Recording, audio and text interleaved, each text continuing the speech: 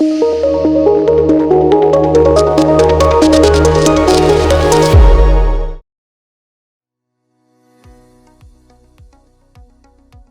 Viewers, నమస్తే. నా పేరు doctor Kavya, fertility expert, 49 hospitals Vizag branch.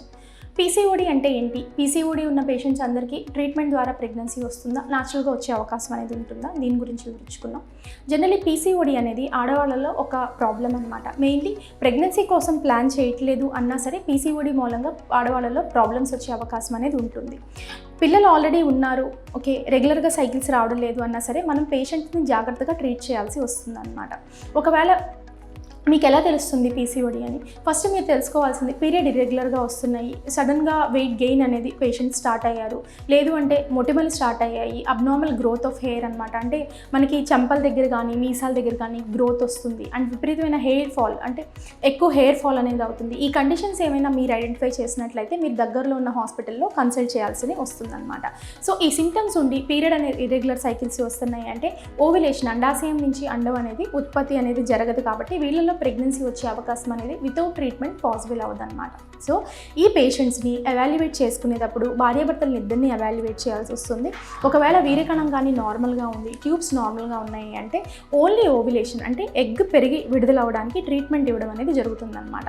Ovulation induction అంటే ఏంటి అంటే వీళ్ళలో న్యాచురల్గా ఏ ఎగ్ పెద్దదవి పగిలే అవకాశం తక్కువ ఉంటుంది. కాబట్టి చిన్న ట్యాబ్లెట్స్ ద్వారా ఎగ్ పెరుగుతుందా లేదా అని చెప్పేసి పీరియడ్ అయిన 2వ రోజు నుంచి ట్యాబ్లెట్స్ మొదలు పెట్టుకుని 8వ రోజు, 12వ రోజు, 14వ రోజు స్కాన్స్ చేయడం అనేది జరుగుతుందన్నమాట. ఈ స్కాన్లో ఎగ్ కరెక్ట్గా సైజ్ పెరిగిన టైంలో ఎగ్ రిలీజ్ అవ్వడానికి మెడిసిన్స్ అనేది ఇవ్వడం అనేది వీళ్ళకి ఇంపార్టెంట్. ఎందుకు రీజన్స్ అంటే పీసీఓడి పేషెంట్స్కి హార్మోనల్ ఇంబ్యాలెన్స్ ఉండడం మూలంగానే ఈ పీసీఓడి ప్రాబ్లం అనేది వస్తుందన్నమాట. సో న్యాచురల్గా ఎగ్ ఏదైతే పెరుగుతుందో పగులుతుందో అది హార్మోన్ బ్యాలెన్స్తో పాటు పెరిగి పగులుతుంది. ఎప్పుడైతే ఈ హార్మోన్ ఇంబ్యాలెన్స్ పేషెంట్కి ఎగ్ పెరగడానికి మెడిసిన్స్ ఇస్తామో వీళ్ళకి ఎగ్ పగలడానికి మెడిసిన్స్ ఇవ్వడం కూడా అంతే ఇంపార్టెంట్. సో ఓవ్యులేషన్ మనం ట్రిగర్ ఇవ్వడం ద్వారా ఎగ్ రిలీజ్ అవుతుందా లేదా చూసుకోవడం కూడా వెరీ ఇంపార్టెంట్. ఎస్పెషల్లీ పీసీఓడి వాళ్ళలో మనం ఎగ్ పగలడానికి మెడిసిన్స్ ఇచ్చినప్పటికీ కొంతమంది పేషెంట్స్కి ఎగ్ అనేది పగలదన్నమాట. సో వాళ్ళకి న్యాచురల్గా ట్రై చేసినా ప్రెగ్నెన్సీ రాకుండా ఉండే అవకాశం అనేది ఉంటుంది. మనం ఎందుకు ఎగ్ పగలదు అంటే హార్మోనల్ ఇంబ్యాలెన్స్ మూలంగానే కొంతమందికి బ్లడ్ సప్లై అనేది ఆ పర్టికులర్ ఎగ్ ఏదైతే పెరిగిందో దానికి తక్కువ ఉండే అవకాశం ఉంటుంది అనమాట. సో ఈ హార్మోన్ సరిగ్గా అండాశయానికి చేరకపోవడం మూలంగా ఓవ్యులేషన్ అనేది జరగదన్నమాట. సో ఈ కండిషన్స్ అనేవి అండర్ ట్రీట్మెంట్ మాత్రమే మనం ఐడెంటిఫై చేయడం అనేది జరుగుతుంది. సో ఓవ్యులేషన్ స్కాన్ ఒకవేళ మీరు చేయించుకున్నట్లు ఓన్లీ మందులు మాత్రమే తీసుకుంటున్నట్లయితే మాత్రం ఎగ్ పగులుతుందో లేదో చూసుకోకుండా మాత్రం మల్టిపుల్ ట్రీట్మెంట్స్ తీసుకోవడం అనేది అంత మంచిది కాదు. ఎందుకంటే ఓవర్ యూసేజ్ ఆఫ్ మెడికేషన్స్ కూడా మన ఎగ్ క్వాలిటీని తగ్గించే అవకాశం అనేది ఉంటుందన్నమాట. ఒకవేళ ఈ పర్టికులర్ పేషెంట్ ఓవ్యులేషన్ టైంలో ట్రై చేసి ప్రెగ్నెన్సీ కావడం లేదు అంటే నెక్స్ట్ వీళ్ళకి ఎటువంటి ట్రీట్మెంట్ ఉంటుంది?